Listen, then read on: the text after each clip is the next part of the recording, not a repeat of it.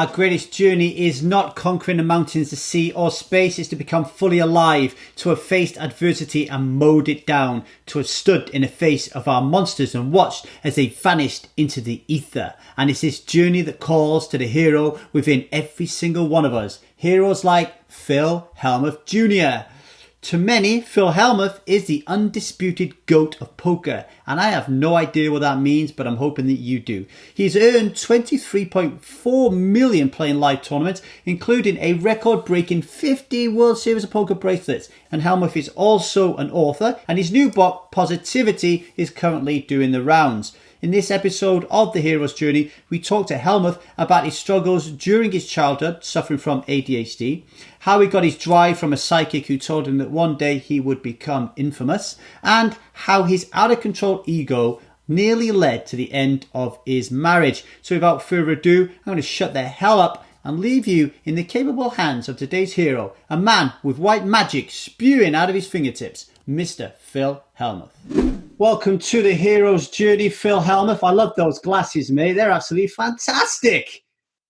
I get a lot of compliments on the glasses. I've never seen them before. Where'd you get them from?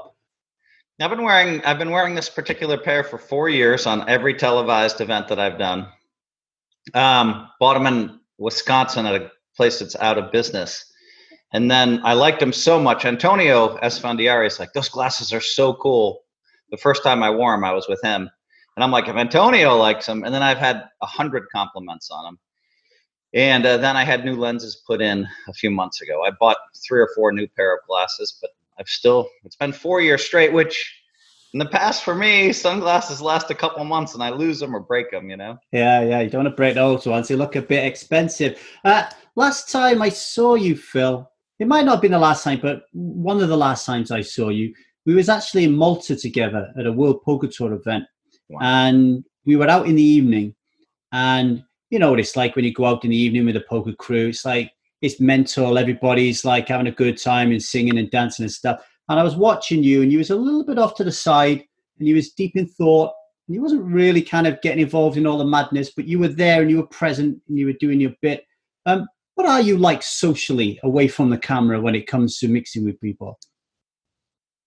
Yeah, I mean, I think I get along with everyone everywhere I go. So I have a good, I have the social abilities to connect with people. But I'm not perfect socially, but I think people want to be with me because I'm authentic and I'm raw. So, if you and I are having a talk, it's going to be very authentic. I'm not going to be talking about the freaking weather. I'm not going to be talking about, a lot of stuff. I'm going to be talking about life. I'm going to be talking about how are you doing? What's going on with you? I'll share insights on what's happening with me. And, I connect with people and I relate to people. And, right now my ego seems to be a little big. And my wife was mad at me last night because my ego's big. And I'm just like, really? I mean, come on, don't you know that I know this? I'm trying. My best friend, Shamath Palihapitiya, called me and he's like, all right, let's examine why your ego's so big. Yeah, 2 indicators on the ego being too big. One is all of a sudden I notice it myself.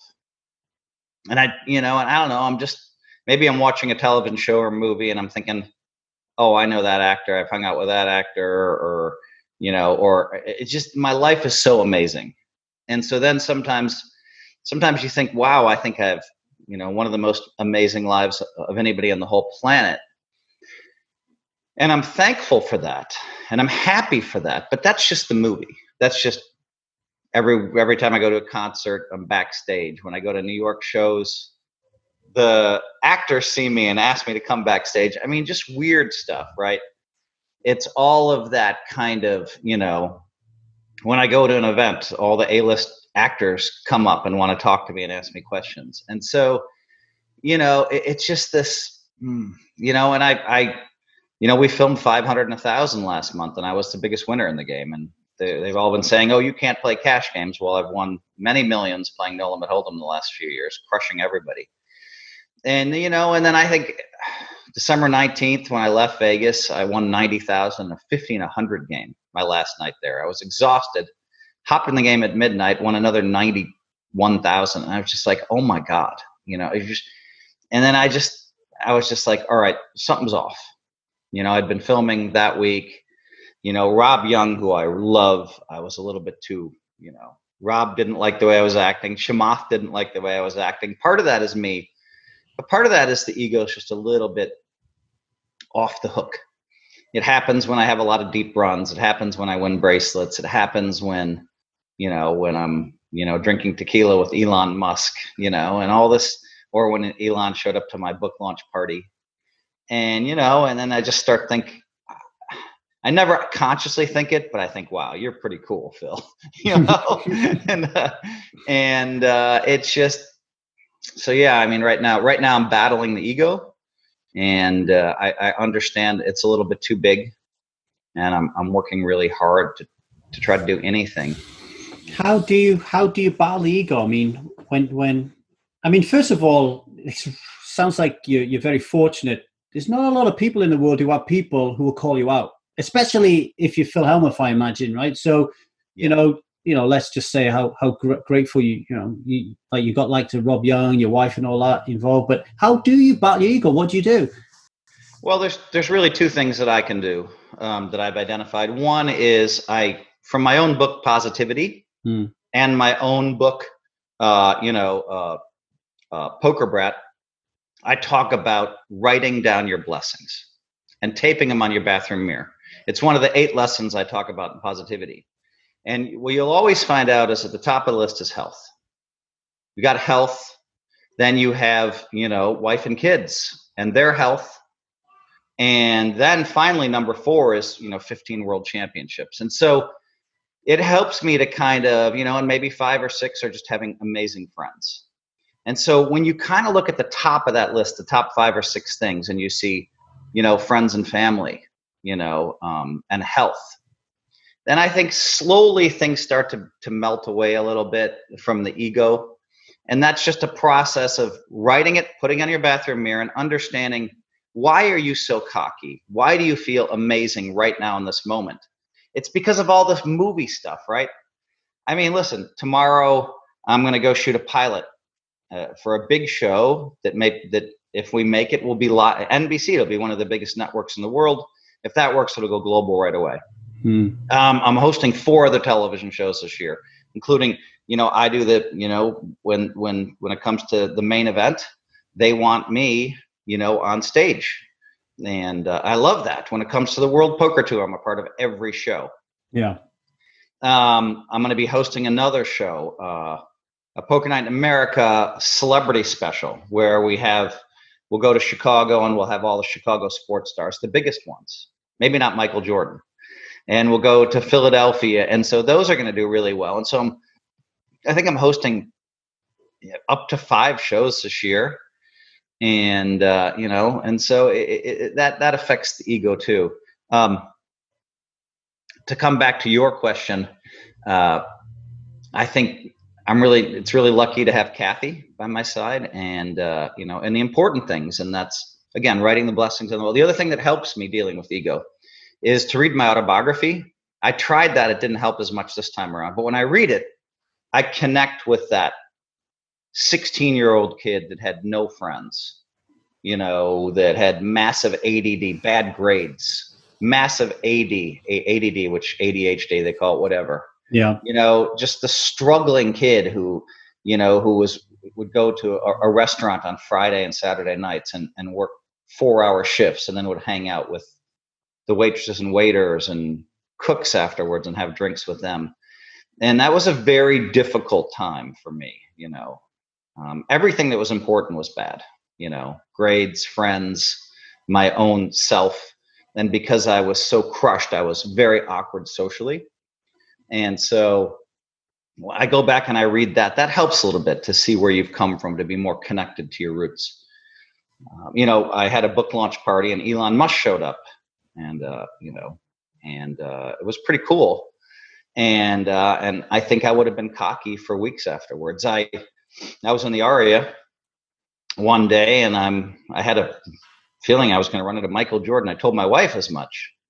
It's a weird thing, and I'm because I had to go. I didn't want to leave my room. I was tired. I just finished 8th in a heads-up tournament, and I'm, walking up the hallway after getting food, and there he is. He's walking about 2 miles an hour with this guy Pops, and I come slamming up fast, and I just throw him. And I'm like, fuck it, just leave him alone. Slam my sunglasses on, look over, and I say, "Hey, good to see you, MJ."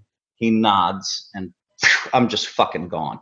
Around the corner, open the VIP door, and I look back in case, there's always someone that pops up that's a few steps away, and I like to open the door for the women and be polite. Yeah.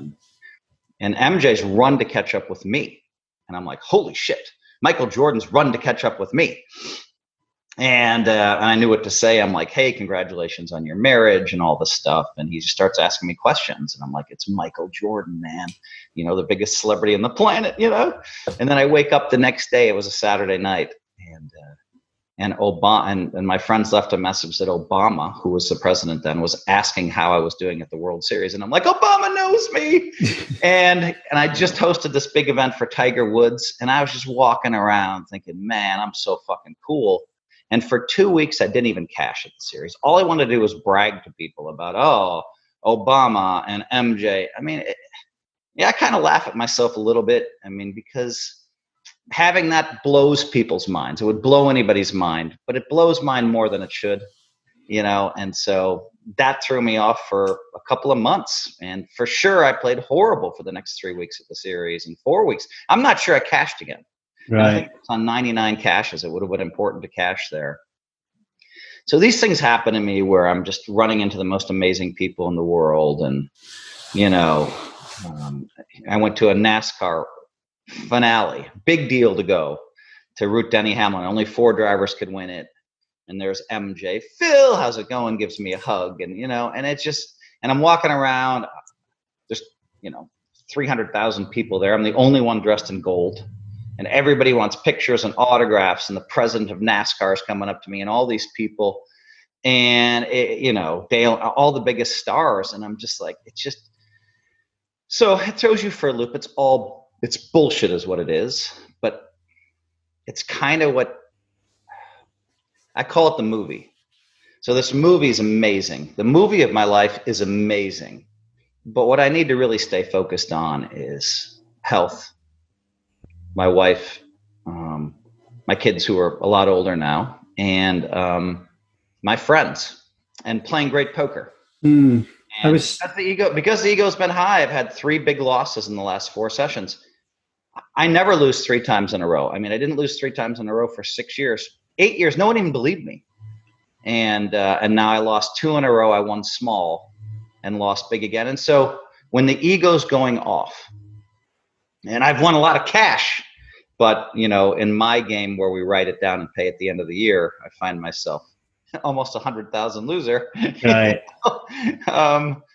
And so, yeah, so, I either to circle back and say, it helps to focus on those things, which I've repeated myself 8 times, health, family, friends. And then again, for me, it's good to read the autobiography. Well, let's use the autobiography then, because every hero's journey in every movie, whether you're Luke Skywalker or you're Rocky Balboa, it all starts at the beginning.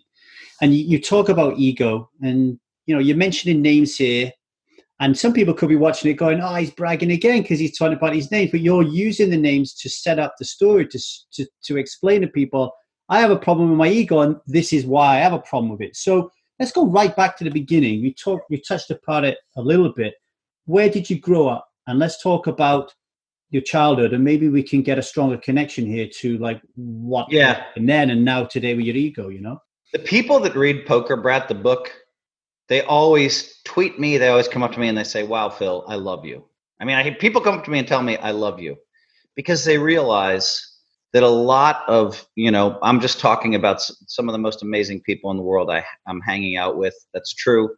That might be a sign of ego, but it also does set things up. But, people that read about me, that read that book, that understand when I was, 7 years old, and I had a 6-year-old brother and a 5-year-old sister. and a 3-year-old sister, and a 9-month-old sister. That's a lot of kids. That's a lot of siblings.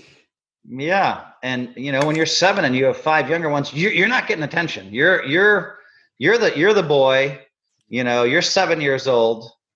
And back then, being a male, you're expected to handle yourself. And so I just didn't get enough attention growing up, and so I caused it in negative ways. I'd tease my brothers and sisters a little bit too much, and I'd get negative attention from my father. And my father, PhD, JD, MBA, and that's a lot of letters. I don't know anybody. There's not many people on the planet that have that many letters after their name. And and so he expected me to do well in school, and I didn't. I had ADD, so I was constantly letting him down. He expected me to do well. Just on that, Phil, you say you had ADD, but I imagine when you was in school, you had no clue you had ADD, right? I couldn't pay attention. I was flitting around all the time. AD&D wasn't really diagnosed maybe till I was 12 or 13, and they didn't even know what to do with it. And my mom, they wanted to give me a pill, which probably would have helped, but my mom's like, he's not taking any pills. He's healthy. And,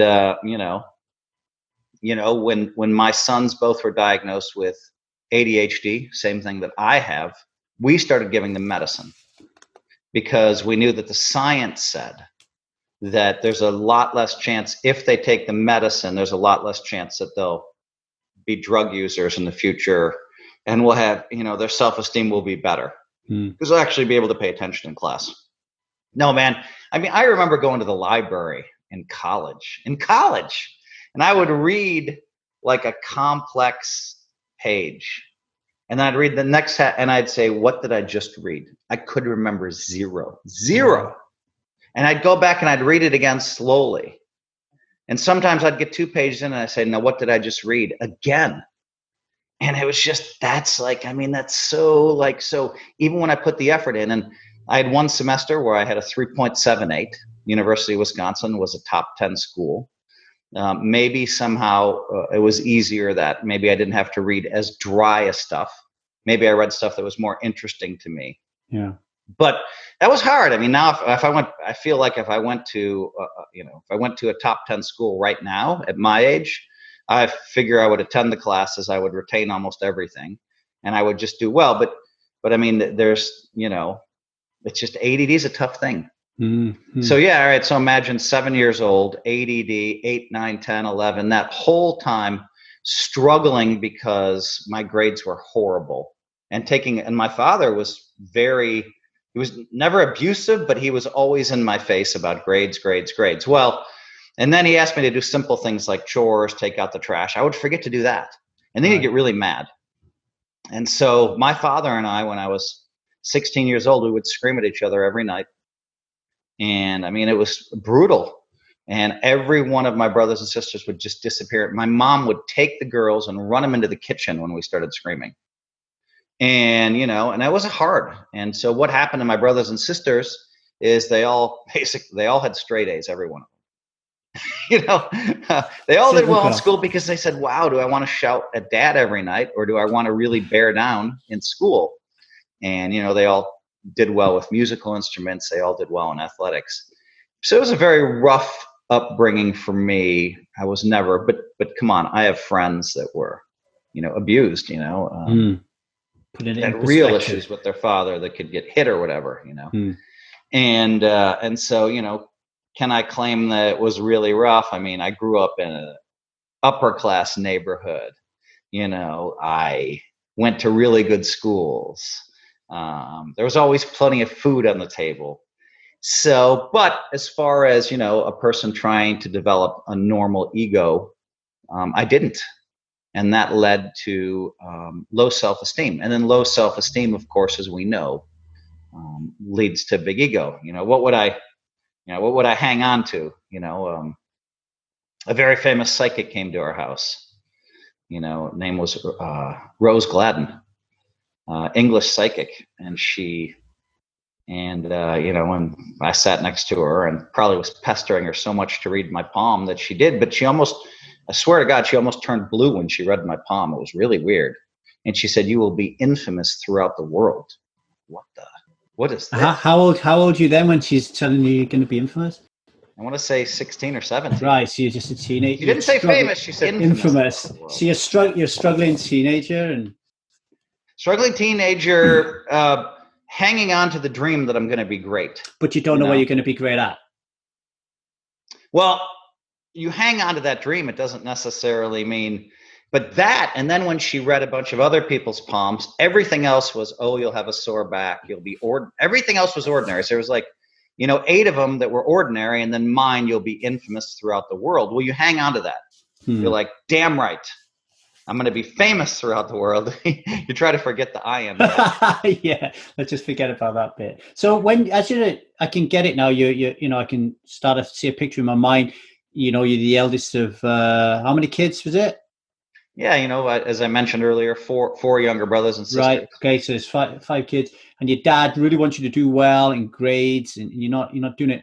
What do you like on the other side of the academics? What do you like in school from a social aspect? Because we know a school playground could be like, it could be like a fucking UFC ring. It's like bloody. It's like terrible. What was it like? How was you interacting with other kids? What was it like? Yeah, no, I mean, I struggled. I struggled mightily, and I had some friends, 7th, 8th grade. We had these neighborhood kids that I grew up with, 2 brothers lived a block from me, and another friend lived a block from me, and another friend lived a block from me, all in the same grade or a grade younger. So I was lucky to have that kind of social connection. But as my social skills declined, you know what I mean, as I struggled with my own self-esteem, I fell out of that group, and they abandoned me a little bit, and that was hard. So losing a friendship group like that, and then all of a sudden, but there'd be weird bright spots. I remember when I was 17 years old, all of a sudden I was going out with I thought the most beautiful girl in the whole high school. There's 2,000 people at my high school. All of a sudden I'm somehow going out with this girl, and she's beautiful and she's nice and sweet. And so from just this rocky, I'd been hanging out with her for a year, and then another girl was interested in me, and then she's like, oh shit, I'm going to lose him to this other girl. And then we kissed. So I went out with her for about 5 months, and and now I was probably just as confused as I could ever be, because everybody knew I was going out with her. So now at the lunch table, I was just awkward, but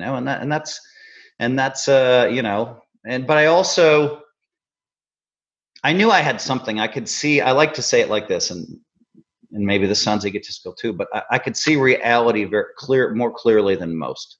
And I dreamt bigger than most. So everybody would see a Corvette go by, and they'd be like, I want that car. I want that car. And I'd be thinking, wow, to my mom, why are you dreaming about that car? I want the car from the James Bond movie.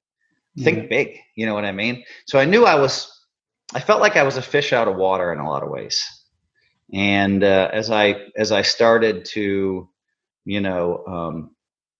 become great in poker, I formed theories early on that I saw reality more clearly than most. Now, my wife sounds delusional to, my wife, who's, who we've almost 30 years together now. And our 30th wedding anniversary is coming up. But the seeing reality clearly concept, I think, applies across the board to some of the world's most successful people. Reading between the lines and seeing things. So although I was a fish out of water and couldn't connect and was probably messed up a fair amount back then, I at least was able to avoid alcohol and drugs through my struggles, and just thought, this is not the path for you. And that's probably likely. I mean, you kind of got lucky there, because I imagine if you're socially awkward, then you're not with the quote unquote cool tribe, and that's typically where the drugs and the alcohol ends up getting doled around, right? You kind of dodge it by the pure chance of not being in that group. But tell me this, like when you're thinking about the James Bond car, it doesn't fit with me in terms of the story of the low self-esteem, because the low, part of like the low self-esteem is like, I'm never going to be able to get that car. So explain a little bit how the two marry together. How do you end up? Well, come on. I mean, you're talking about dreams. And my dream isn't going to be like, I don't want that freaking Corvette. Yeah, sure. It looks really nice. The Corvettes, back in, the 70s were beautiful cars. But I mean, I was thinking, give me a Maserati or whatever. I mean, that's just a matter of when you're dreaming, dream big. I mean, I thought Maserati's not good enough. I actually want the car from the James Bond movie. And, it didn't mean that I actually thought that I was going to get it. Right. Okay. This is what I want. I want to think big. I'm going to try to go big. And then you grasp at straws. And I'll never forget, my mother, I was such a negative influence on our family. Didn't hurt anybody or anything like that. But I was negative from the sense of I wasn't getting enough attention, and you know what I mean? And I wasn't taking out the trash when I was supposed to. And I had all this ADD. And I remember my mom and my dad are like, all right, we're going to go into family counseling. Well, come on. I mean, I'm a smart guy. Family counseling. It's like when they put me in a high school class, it was for special students. Right, and I went in there and everybody was dull. Yeah. I'm like, what the, really? I'm like, I told my mom and dad, I said, listen, this class is not special students. Special students does not mean bright. Special students, to them, they basically lied to us, the high school, because this is not the class. Put me in a normal class. And this is because because of your ADD, is it? Yeah. Well, I mean, if someone performs, if someone's getting, a 2.2 grade average, then maybe they think that person belongs with everybody else that's getting a 2.2 grade average. And where was I going before that, though? You were talking about dreaming, the ability to dream big, but not. Oh, you were saying about your mom and dad going to family counseling.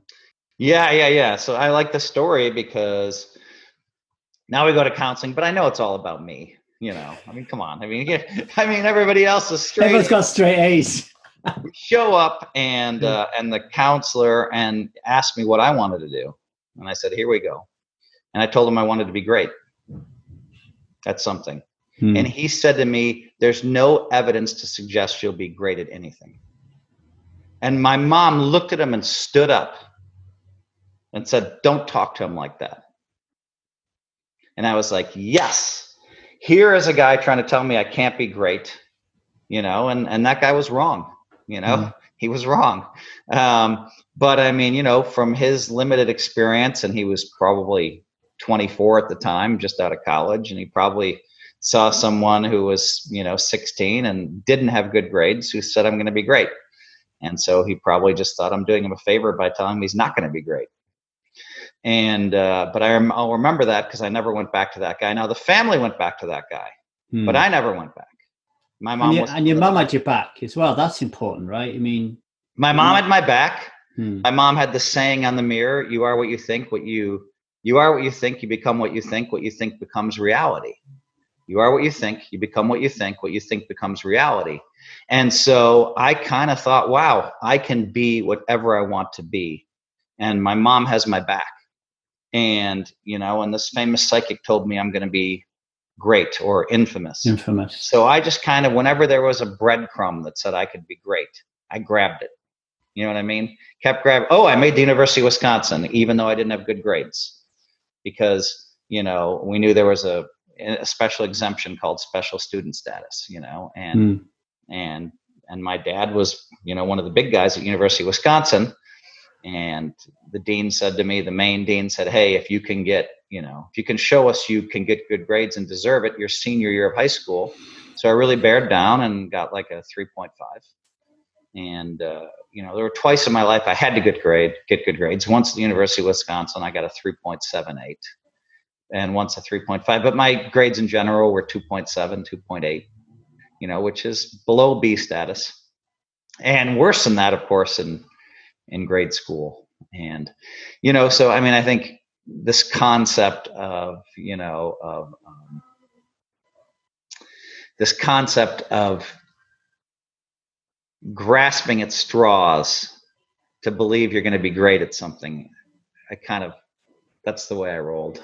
What was your mum stepped up in that meeting and had your back, and for somebody who is craving attention amidst this flurry of siblings popping up everywhere, that must have been really important. Your dad is giving you a hard time, obviously, because he wants you to do really well. All you're a parent yourself. All parents want their kids to do well, right? So that's their like primary function in life.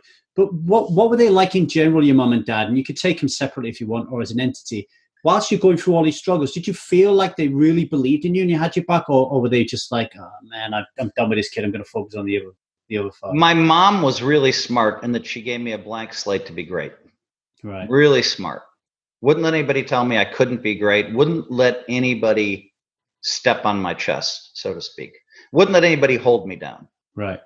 I'm not sure that my dad believed I would do anything. I mean, my grades were, he had enough of supporting me, when I was 20, and my grades just weren't good enough. And, I dropped out of school when I was 20. And so I don't know what he thought. I do know that, when I started playing poker for a living, he was hugely against that.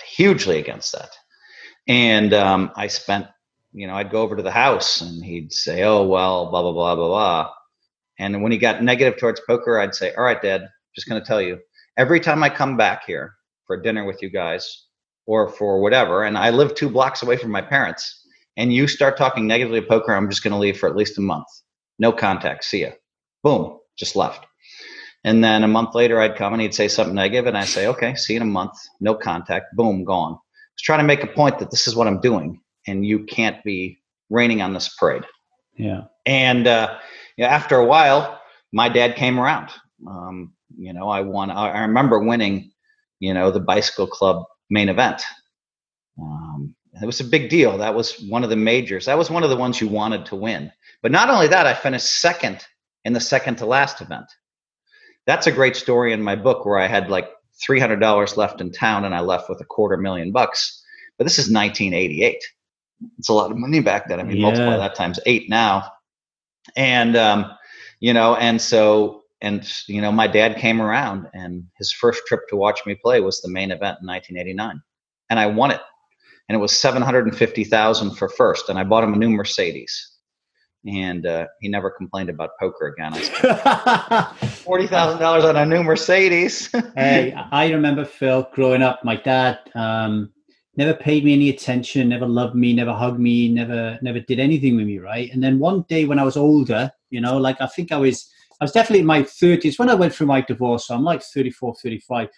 I said to him, Dad, like, why so distant? Why did you never tell me you love me? Why did you, And he turned around and looked at me and said, of course I love you. I've always been proud of you, but he never told me, right?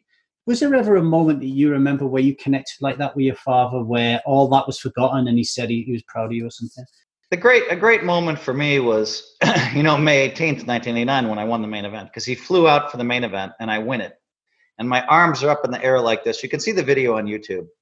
And I turn around after a minute. The last card's like the 6 of spades, and I'm going like this. And my dad comes running up the aisle, and I give him a nice hug. And, I think he knew even then what a big moment that was, and it just felt like from then on, I was always good with poker. Within a year, I married a doctor. My wife was in medical school, and she went to University of Wisconsin. He went to University of Chicago, which was a top 3 school. She went to University of Chicago. Instant connection, and my wife had lost her father when she was younger, like 13. And so my dad almost became a bit of a father figure for her as well. And at that point, I'm not even sure how my wife could see. I was unbearable, low self-esteem, a lifetime of low self-esteem. And I just win the main event. And all of a sudden I buy a penthouse condominium. I buy, a new Cadillac and a new, Porsche, and I'm 24 and I have no idea what I'm doing, no idea who I am. And my ego was unbearable. And somehow my wife saw through it. And I don't think she was as happy in our marriage the first 10 years. I think after about 11 years, 12 years with me, she's like, you know what? I knew you were a dime. I knew you were a big diamond, but there was a lot of rough. She said, you're still a diamond in the rough, and I'm probably going to leave you. She said, but I'm smarter than just leaving you. She didn't say that. She said, but we'll try therapy first. And then, but we're not going to have sex anymore. And I was just like, wow. And I was just crying. I mean, to me, my wife at that point, she was a black belt in karate. She's a doctor at one of the biggest universities in the world. She's beautiful. She's in great shape. And so head to toe, everything about her I loved. And so I just remember crying a lot for the next 5 weeks. And she and I just working so hard in therapy, and me, with the threat of losing her, having huge growth over the next 9 months. I came to love therapy because it's the safe environment where she can tell me you're doing this wrong, and this wrong. And I'd say, yes, yes, yes. And I'd start thinking about it. What were the main light bulb moments for you in therapy? Well, I mean, the light bulb moment is that therapy works. The light bulb moment is you're in there and you understand that, that you can talk about the other person's flaws. Because if you go and say to your wife, you're bad at this, she'll be like, fuck you, you're worse. That's a normal reaction for a man and woman in a relationship. In therapy, someone says, you're bad at this. And you're bad at this. You're like, I am. Let's explore it further. And when did that come up in our relationship? Well, when I said this and you said that 2 weeks ago. Oh my God, you're right. Let me see what's wrong with me. How can I correct that? And so as your primary relationship, I think of it as, two fists together. As that increases, every other relationship gets better. And, and eventually, a year later, we came together like this. It could have gone either way, but I grew a ton.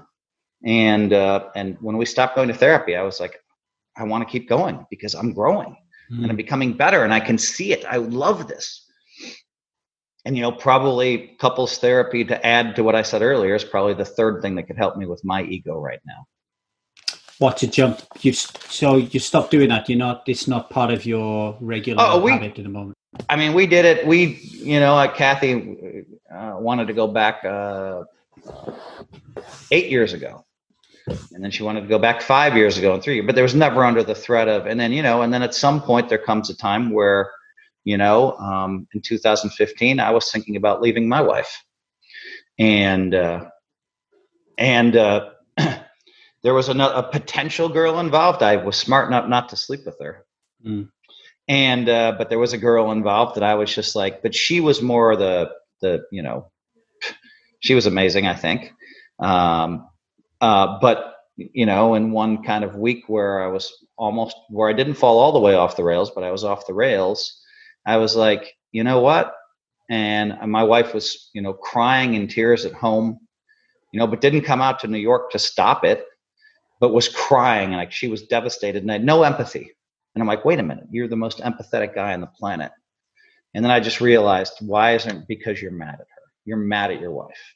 All right, why are you mad at her? So the process takes a couple of weeks, and you're like, all right, there's 3 things I'm really mad at her about. She did this, this, and this, and I need her to change those things if we're going to make this marriage work. And but I was smart enough not to sleep with the other girl. I was smart enough to immediately go into therapy with my wife. And within 3 or 4 weeks, I was like, well, of course I want to be with my wife. She's amazing. And, but I need her to make these changes. I need to hold her feet to the fire like she held my feet to the fire. And how did she feel about that, though? Because that's a tough one when you're asking somebody to change. I assumed there were parts of her personality and characteristics that she wanted. She looked at herself and was like, I want to do the work on this. Well, I mean, I think she asked me to change. in 99 or 2000, whenever it was, she held my feet to the fire and said, listen, we're just not going to make it. You have not, I need you to, she's listed, I need you to hear me and be able to give me empathy. Right. And so I spent a whole year just working really hard. I mean, we'd go in to see this therapist 2 hours, sometimes twice a week, every week, bam, bam, bam. And I'm in there getting hammered. I'm getting beat up. but I'm loving it. I'm not loving getting punched, but I'm You're loving learning. seeing my own flaws. Yeah. And so, but that's a normal thing, isn't it? A lot of times for men and women, you see when they get together in their 20s, a lot of times the woman tries to leave the man somewhere in their 30s.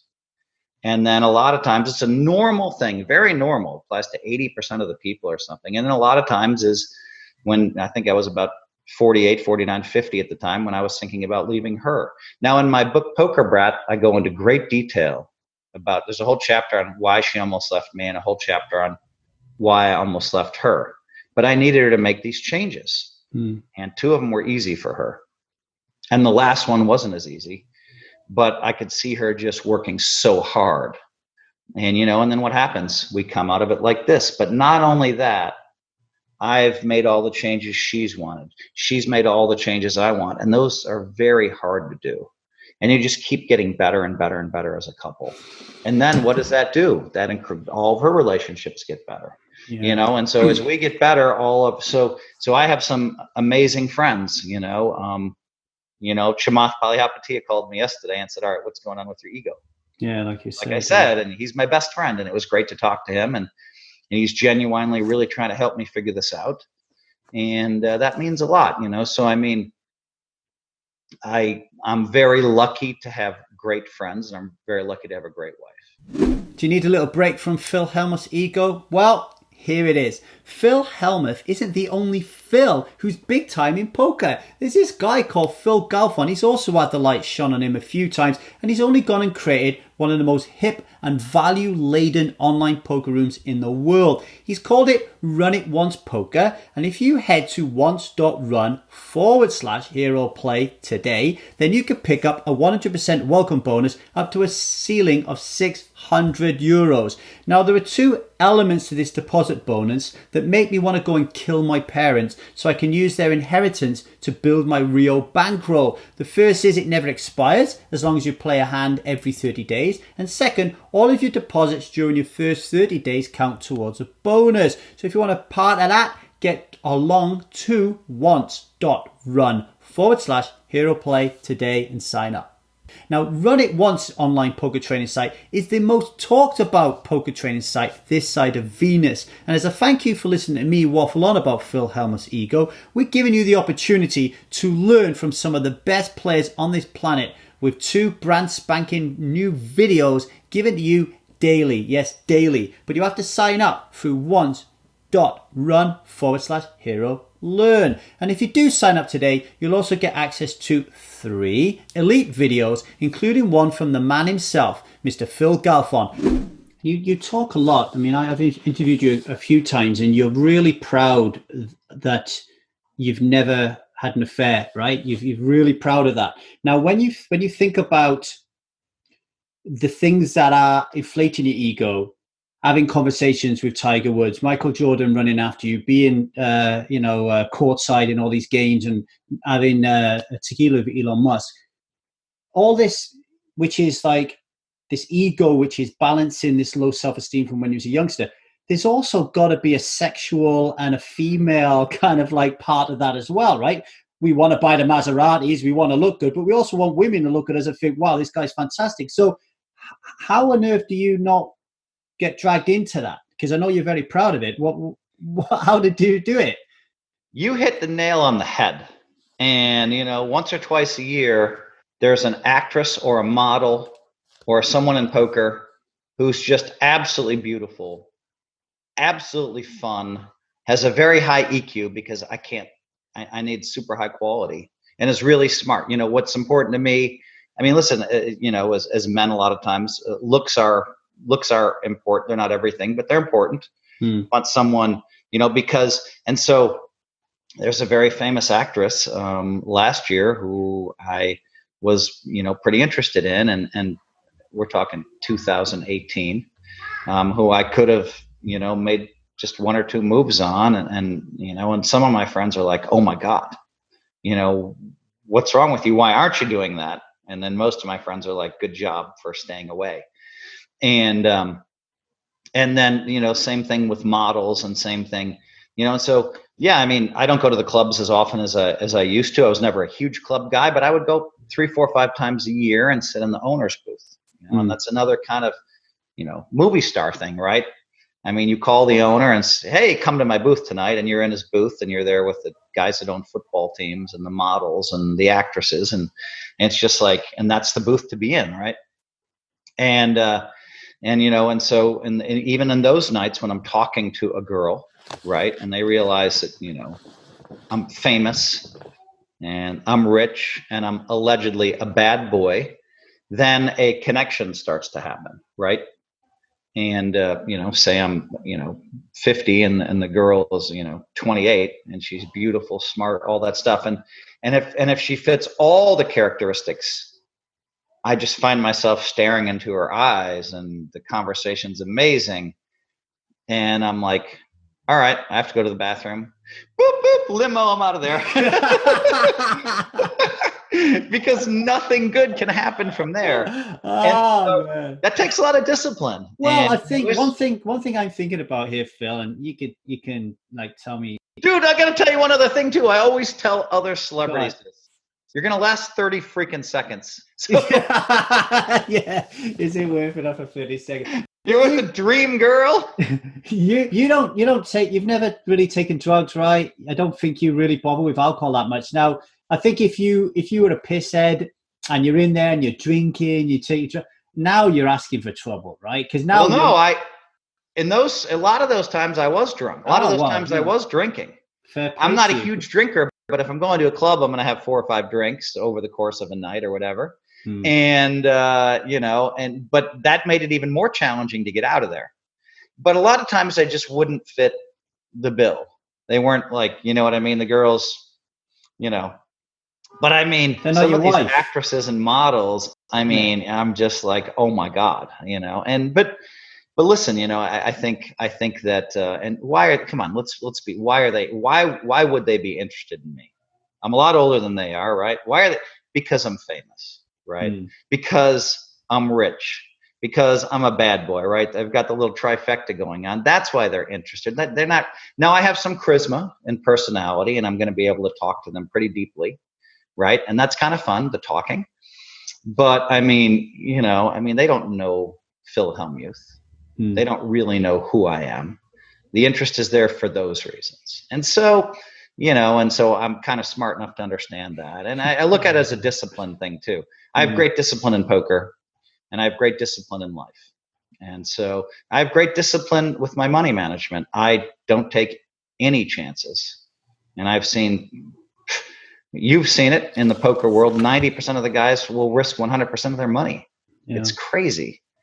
And I was nervous, I was nervous. I risked 120,000 of my own money recently, and in that high stakes cash game, or 140 or whatever, and I was having trouble sleeping, and I'm worth 30 million on paper, and even my friends like Mike the Mouth is like, what's wrong with you? Don't you know you're great at poker? Don't you know you should be risking that amount of money? And I've just been allergic to risking a lot of money because I understand how important it is to be able to pay your bills on time.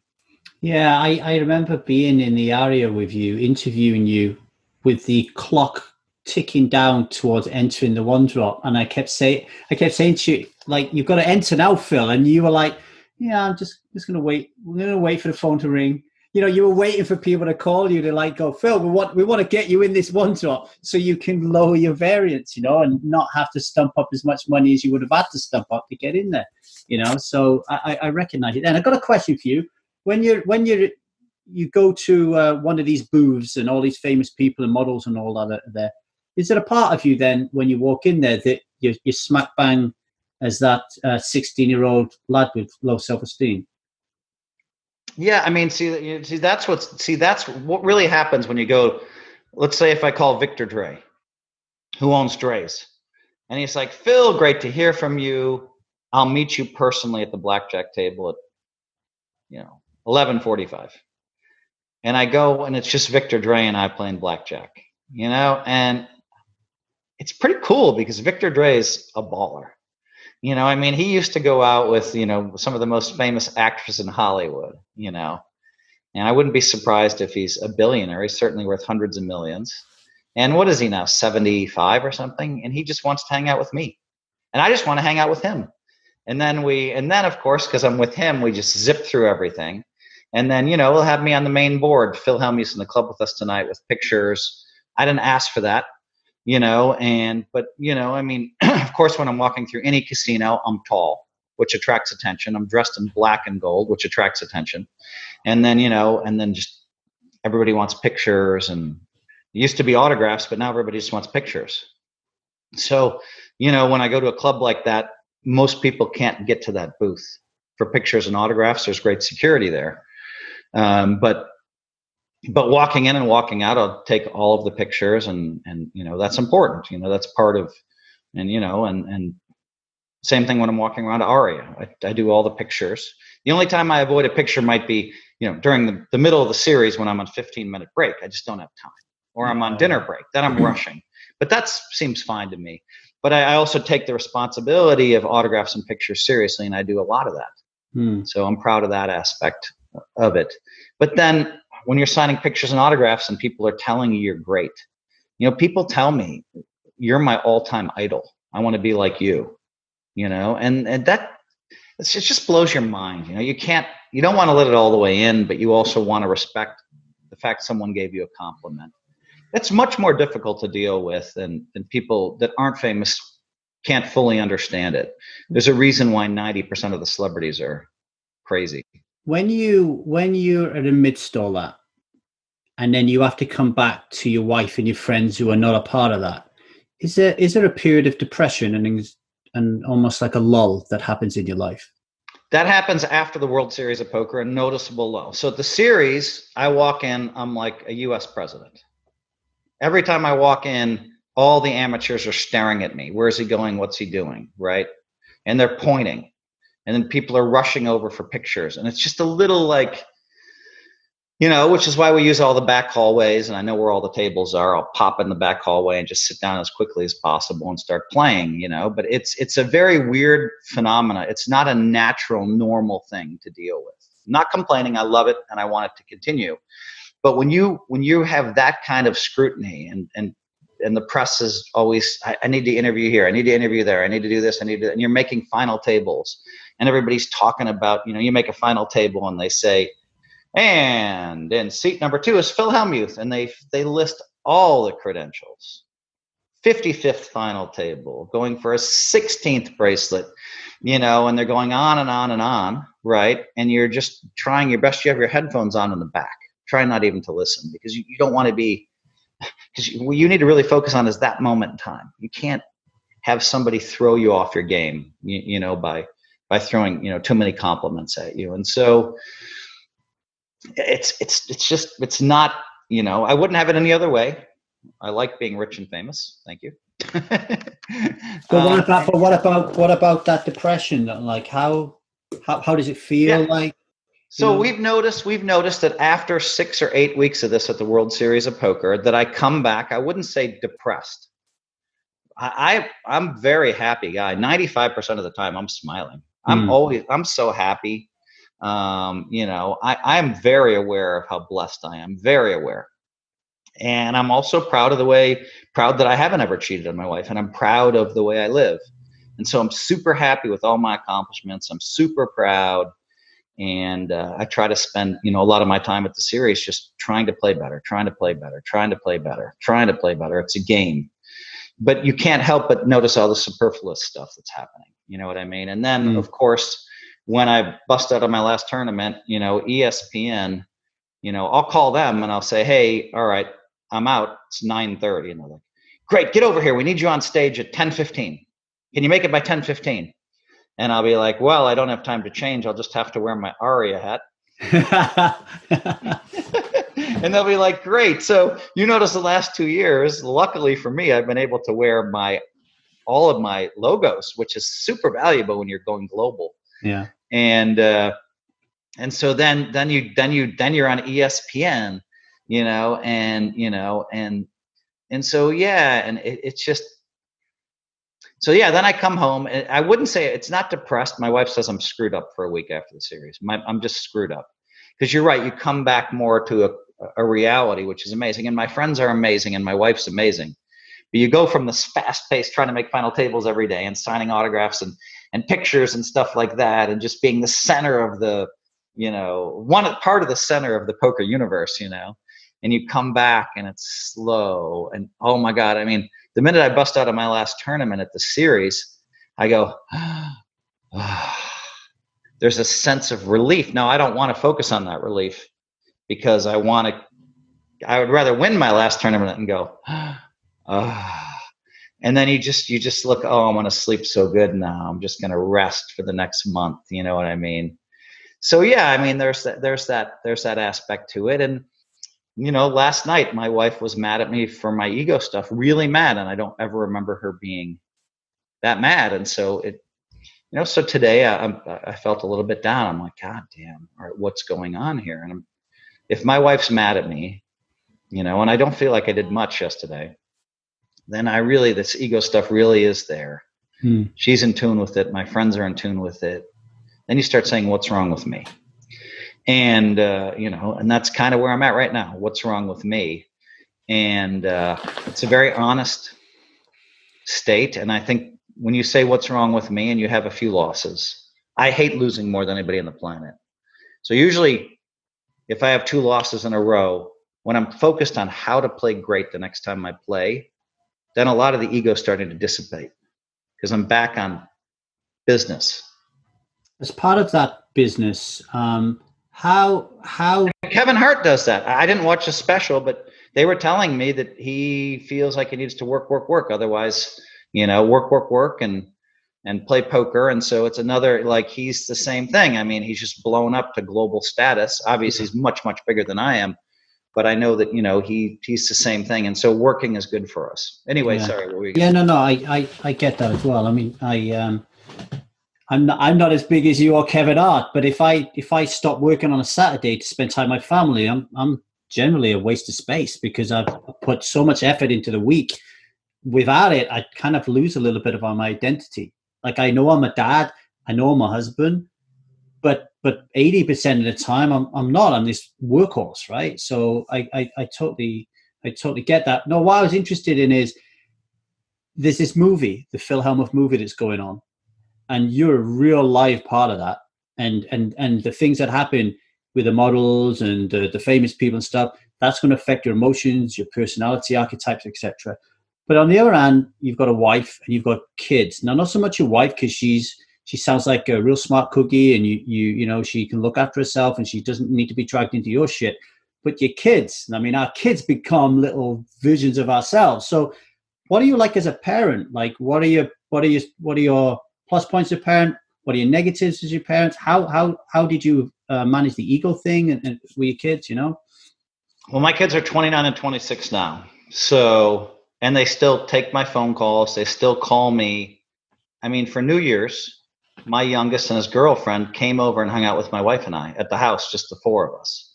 Now, we do provide nice alcohol, but my wife and I, we think that we're pretty interesting people, and we think that we're a lot of fun to hang out with.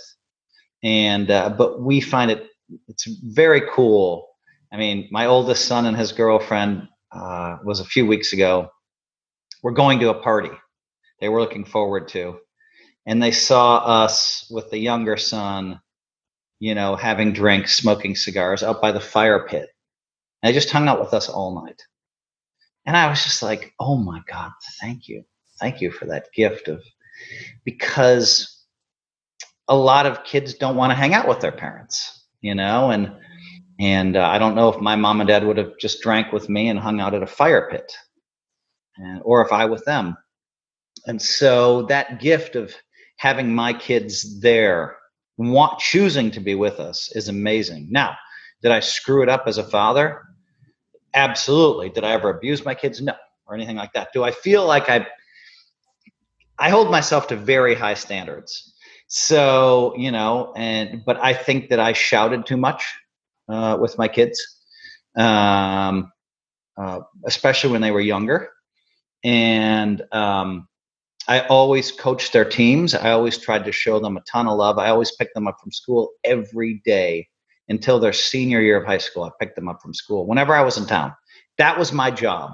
I wasn't going to let, one of the people that we employ at our house all the time do it. And sometimes I would go there and I'd send the person away, and they'd be like, "Oh, we didn't know if you'd make it in time, Phil." I said, No, I got it. And they'd be there waiting for the kids, and I'd show up in my car and send them away because I made it just in the nick of time. Sometimes I'd schedule flights just to be able to be home in time to pick my kids up from school. And so I feel like I did a really good job, but I feel like the first 10 years, I could have been better. I mean, I think when you have the ego that I had and you're as knocked off as I am off of center, it's harder, but they always knew that I had unconditional love for them, and I always had their back like my mom had my back. You can be great. No one's going to stand on your chest and tell you you're not going to be great. And, I really appreciated it when my younger son would call me with big life issues when he was 21, 22, 23. And I'd have long discussions with him about life. And, I think my older son and we were knocking heads. Like, you have to understand, if my father and I are screaming at each other when I'm 17, then that's how I've been taught to be a parent. That's what I was thinking. It sounded like your first 10 years, you being your dad, you were adopting your dad's position, Yeah. And, maybe. And so, my son and I now at 29, I finally feel like everything's melded and everything's great now. But I felt like, if he was a little bit,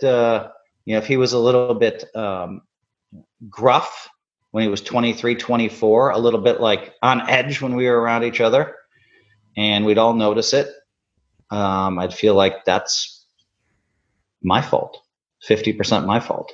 And then by the time he was 25, 26, I'm like, all right, listen, yeah, I feel it was 50% my fault that you've been so defensive, but you have to understand that this is now your fault. You're going to have to fix this. And he did. He fixed it. And so I'm very, very proud of my son and Philip, and he's been crushing it. He's 29. I think he's in sales. He made $140,000 last year, I think, which is a lot of money, which is great. And we started giving money to our kids about 3 years ago because the youngest is very frugal and hasn't touched a penny we've given him. Right. And then watch him spend it while you're alive rather than leave it to him when you're gone. That's what my ex mother-in-law used to say to me all the time. But you kind of know. We know our kids, and they're both really smart. Today. So I told my friend Chamath Palihapitiya, my best friend. I told him 2 weeks ago. I said, "Hey, I'm going to buy you. Just going to tell you, I'm going to buy you around a $50,000 watch as a gift for you, maybe more. And I'm giving you this gift because you were so generous with me with a company called Slack, SLACK. I own, a lot of Slack stock because of Chamath. I made him a bunch of money. Then he gave me a gift, of some of his fund, at an amazing valuation. And it turns out to be a lot of money, Yeah, Slack are doing stock, well. Right. And Slack's down a little bit, and Chamath said to me, and he's, a known billionaire. And he said to me, Phil, he said, take that money and give it to your kids. Give them $25,000 each and put it in stocks. And I said, well, and my wife was there at that dinner, and Chamath and Nat, his girl, were at that dinner. And I sat there and I thought, no, I really want to. I said, no, I think I need to give you this watch. He's like, no, I insist. Trust me, give it to your kids. So I'm meeting my son in 10 or 15 or 20 minutes after we're done with this interview. Maybe it's a half an hour from now. And I'm going to write him a check for $25,000. We're going to buy him Amazon shares, 10 Amazon shares, which will be about 18,000 of it. And the other 7,000 he'll spend on other stocks. Now, this money's meant to and we did it for my other son, Philip, but what a great story of giving, right? And that's, thanks to Chamath. Thanks, bro. Thanks, bro. I remember you talking to me in Venice once, and your kids were just about to leave. And you looked at me and you said to me, Lee, I don't know what I'm going to do when they go. Oh my what God. was life like in the first like couple of years after they left? The empty nesters was really difficult on my wife, right? Really difficult on my wife. And we had different impressions of where we were going to go as a couple. And, I thought I'm going to start traveling to more poker tournaments in Europe and she's going to come with me. That's what I thought was going to Yeah, I happen. remember you telling me exactly that. Yeah. And she thought, I'm going to work 50 hours a week, at this major university. And that's my life.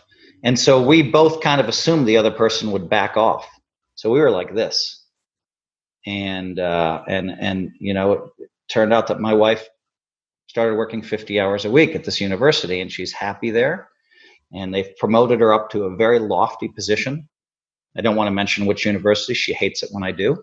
All right. It's a very big university, and she's just crushing it. And I'm very proud of her. And so we've made this work, and we're happy. And so I try to come home. I've always been one that travels less than everybody else in poker. I've missed all these high rollers. I've missed this. I've missed that. I don't go on the road as often. And so I always just can't wait to come home. And my wife being very independent and being very high up in the system, is, she can, if I'm gone a week, she's just working kind of hard. I'm proud of her now. She took up woodworking out of the blue. And now we bought some machines and I think it's great. I mean, yeah. It's good. All of a sudden, and that's my wife, a black belt in karate. And, I'm just happy watching football on the couch on the weekends. You got to do something when the kids leave, right? Retirement is when you really get to know each other, right? It's like, oh no, we've got no kids to focus on. We have to like get to know each other again. Was there ever a time where you felt like poker had to go? That it was not serving you, that you weren't going to make it, or it was having a detrimental effect on your life? Did that ever happen? No, I didn't really face any of that. I've been very lucky, but there's been times where I wondered if I'd ever win another tournament. And one of those times might have been 95, 96. I just remember just thinking, man, am I ever going to win another tournament again? And, and someone riding with me and saying, Phil, you're going to be one of the all-time greats. And me just not believing it, I knew it was my goal, what I was trying to do, but there are times of doubt. And those are the times when I remember in 99, 99, I was just like, man, am I going to win again? And am I going to win another tournament? And I just remember being very low. And I remember low about my skills. And I remember January of 2000 going to a tournament. It called the Carnival of Poker. And I saw it on the schedule, and all of a sudden the numbers were absurd. 500 people entering tournaments. It was a new event. And so then everybody else flocked in and the numbers got bigger. And I just remember everybody thinking it was a big deal to see me. Oh my God, it's Phil Hellmuth. And I didn't feel it. I just felt like a normal person. I'm like, wow, why are they making a big deal? My ego was that far down where I felt like, wow, why are they even making a big deal about me? And then I went on a 4-year tear. I think I made 50 final tables and just crushed it. And you look back at those Hennen Mob numbers and they're unbelievable. I'm just looking and I'm like, oh my God, really? I did all this, all these seconds and all these final tables and firsts, and I just tore it apart. And so, it went kind of from that low to, a great high, and, there's times you doubt yourself. It's a natural, normal process. I remember Negreanu kept telling me in 2010, 2009, you're never going to win again, Phil. You're never going to win. You don't do all the stuff that they do. And I remember thinking to myself, is he crazy? I have a skill set and he has a skill set that we need to continue to use. Why is he immersing himself in this strategy, which I can see, which I looked at, but I'm like, that's not right, And so, Daniel beating me up a little bit, and then boom, 2011 hits and I'm off, maybe it was 10, 11, 12, 13. I think I think I finished second in player of the year in back-to-back years in 11 and 12. You know, I had 3 seconds in 2011 and 3 firsts in 2012. I mean, it was crazy. These are World Series events. And maybe it was just 2, but I won the main event in Europe. All these final tables. So I think sometimes for me, I know that it's healthy that my ego gets a little lessened and I'm more focused on business. And, but you know.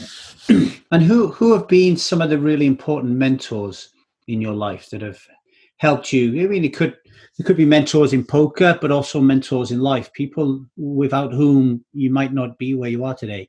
My father. I mean, my father, with the way he lived his life, with the way he lives his life to this day, the way my father's definitely a mentor for me. I mean, he preached ethics, honor, you know, it's the most important things. This is the way I was brought up. And a lot of people took advantage of me, you know, in poker at 19, 20, 21, 22, 23, 24. I mean, I have lists of people that owed me money, lists. And, but I liked being raised naive. I liked being raised idealistic. I liked being raised pure, and I was able to stay pure. I just don't loan as much money as I used to. I stopped. I never played the game like the rest of the guys. I could see right away there was this loaning game back and forth, you know, in the 80s and 90s. And, oh, this guy's broke, we're going to loan him a bunch of money. And then he'd win it, and then he'd loan you a bunch of money. And I said, you know what? I'm not going to play that game. I'm going to actually take this concept of money management seriously. And because I don't want to be going into debt, because that's not the right system. You should feel desperation when you're down to your last million. That's when you should feel desperation, not when you're 300,000 in debt. And so I never loaned out big numbers, and I borrowed big numbers. I stayed out of the system completely. So when some of the guys came to me for money in 05, 06, 07, 10, 11, and 12, I just said no, or I'd loan them small amounts because they never did it for me, and I never asked. And there are some famous players that are on the hook for some big numbers. So I dodged a few bullets there. Yeah. So, but that also sounds at the same time that it keeps you out of some big games. So I'm thinking at the moment, you know, the high roller circuit that goes on, you know, I'm going to be going to Jeju in a couple of weeks for the Triton Super High Roller Series, millions of dollars changing hands, you know, the likes of Jason Kuhn, you know, Mikita Badzikowski, and all these guys are going to be there kind of like battling it up. And you're not in those games. Is that largely because of bankroll management or time? What is it? I mean, obviously, it's a lot of time involved. I can raise money to go play in all those events. If I send out an email to my friends, I can raise $2 million in 24 hours. I can have commitments for $2 million. It's nice, but there's a reason why, because I've made them all money, right? And they completely trust me. And, you know, but that's another game in itself, right? Getting staked to play tournaments, and then you're on the hook if you lose. And then, you know, I mean, and so just being involved. So, I mean, you have to pick your times. And so I want to win bracelets, and I want to win World Poker Tour events. And I think that's how the great players should be measured. Now, somewhere along the line, they tried to change the rules and say, oh, no, the great players are the high rollers. Well, I never believed that. And, you know, somebody like Eric Seidel, who I disagree with, but I have a tremendous amount of respect for, is like, oh, these are the best players in the world. No, they're not, Eric. You know, Daniels, these are some of the best players in the world. No, they're not. Some of, yes, but the best, no. So you have this 30 guys that traveled around the world together playing all these tournaments, and you look at a lot of them most of them aren't up. Most of them are not up. And so at the end of the year, they've all won $5 million and they're all even. Now there's 4 or 5 that are up, yes. And so I'm just like, wow, you know, what's the purpose of this? You know, you guys want to claim you're great because you're playing against half businessmen and half the same group you play against all the time. So, I mean, that's a separate thing. And, you know, so somebody like me that took all this time, somebody that like me that has an absurd amount of cashes, you know, in $1,500 buy-ins, I put the record out so far out of hand. Only one person would be knocking at the door of the all-time money list, Negreanu. I give him massive respect. You know, Negreanu and I, But if you go back and look at, the cash is minus the 25Ks, I'm way ahead. Daniel told me he was, but I just looked it up recently. I'm way ahead. You take any 25,000 and above out of there. You take anything 10,000 and above out of there. I'm way ahead. And, that's a lifetime of working hard and earning it, So, I think that there are some great players that play in the high roller circuit. Absolutely. But, there's more great players that don't play in those than that do play in those. So you're measuring greatness. And why don't I play? I mean, come on. I'd rather host 5 television shows, and I'd rather be home with my wife and my friends, honestly, than traveling to all these far-flung places to play in a 25K and a 100K and a 500K. To me, it's a little silly. And so it's just, having said that, I do have a lot of respect for a lot of those players.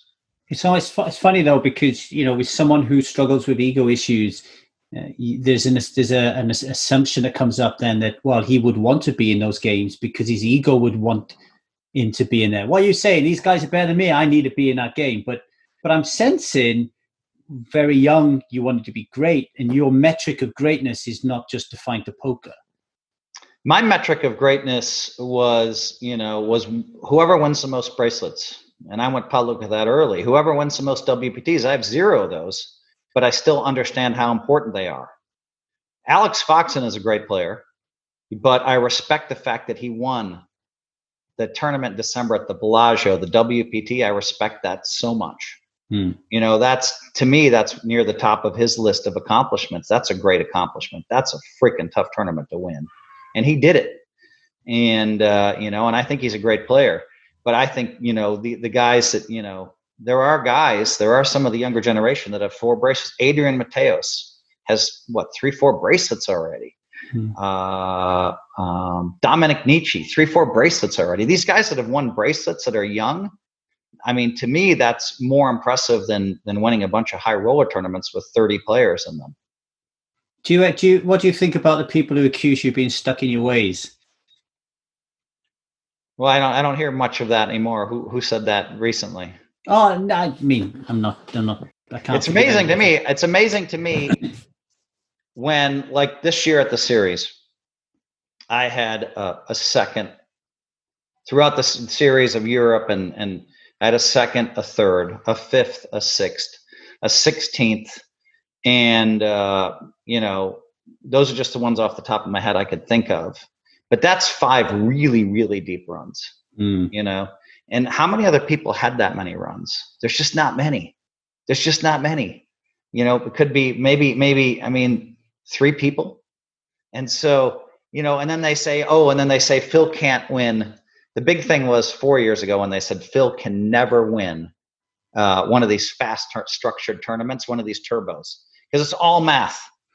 And then I played the 5K at the series, the turbo. And I have 3 final tables in 4 years after they're saying I couldn't do it. And now they're scratching their heads. How did Phil do that? We don't understand. Phil can't play. Well, wait, maybe he can. And so, that gives me a little pleasure to, when they say I can't do something. If you look at, and no one looks at the records, and I brag too much as it is, but if you go back and look at all of the deep finishes in No Limit Hold'em at the World Series in the last 5 years, in the last 10 years, I think I'm probably number 1.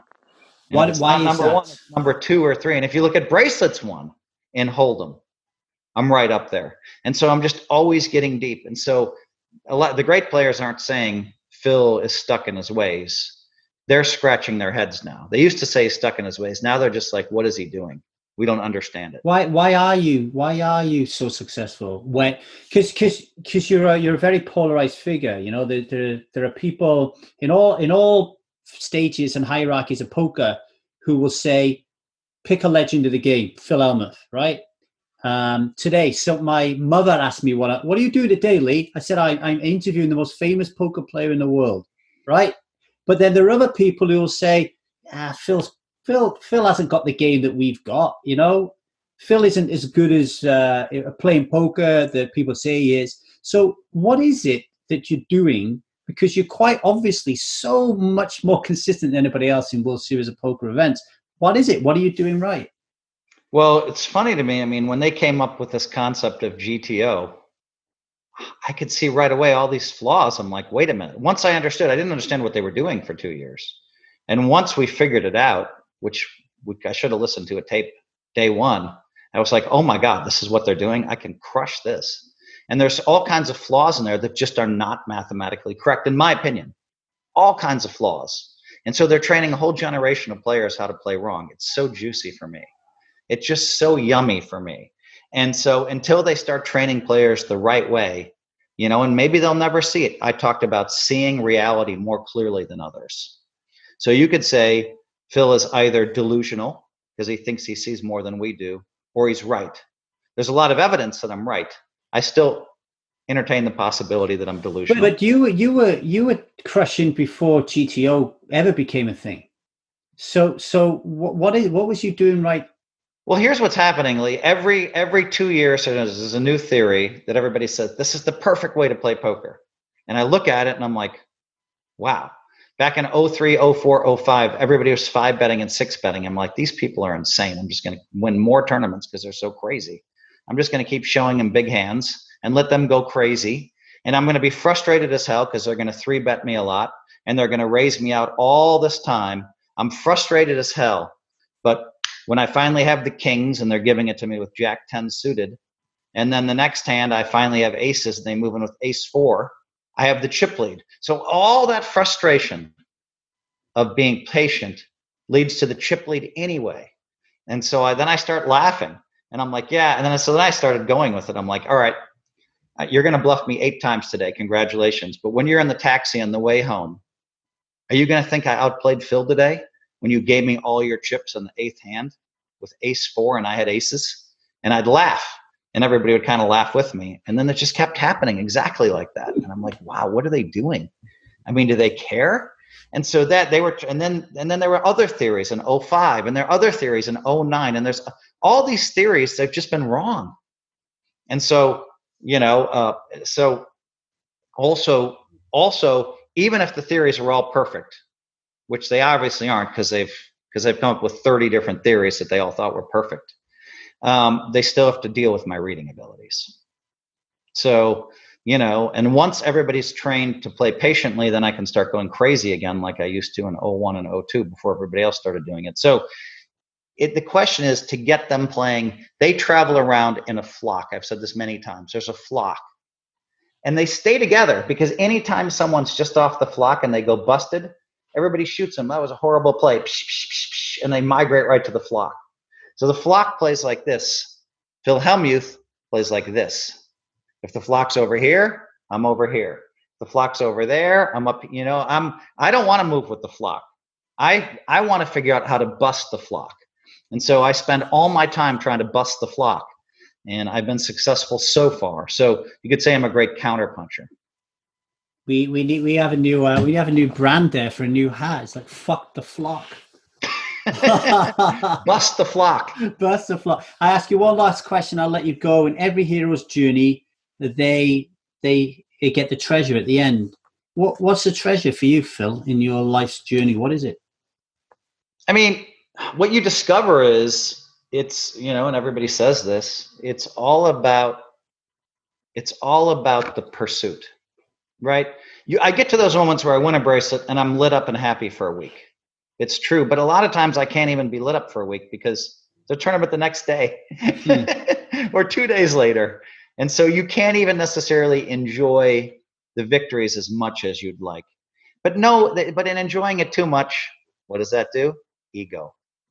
So you kind of just have to understand a few things. And, and my victories have not caused as much of an ego thing. I understand, okay, yeah, I'll tell them, yeah, you played phenomenal poker, but you were lucky. I mean, you were lucky. Your ace 5 beat somebody's kings for my last bracelet when we were 3-handed. I had to put the money in, but I did. I won it, and so and I'm lucky to still be in this game, and I'm lucky to have all these deep runs, and I'm lucky. And so then I kind of realize when I get a bracelet that, wow, I was fortunate, and that's more of a positive attitude towards winning. So, I suppose when I hit bracelet number 24, and that's what I'm going for. That's what I've said since 1993 when I won 3 in 1 year. I'm going to win 24. When I hit bracelet number 24, I suppose I can just kind of, maybe the journey's over then, but then maybe not. I don't think so. I think I heard Ivy say he wanted 30. And so I changed my goal 5-6 years ago. I might as well win 30. But I see myself getting to 24 and I'm at 15. Well, good luck with that, Phil. Thank you for being our hero on Hero's Journey. I really... one last thing I do want to say is, yes, part of my legacy is this book, Positivity. The Tony Robbins, one of the world's most famous gurus, tells people to buy in his classes, and hold on one second.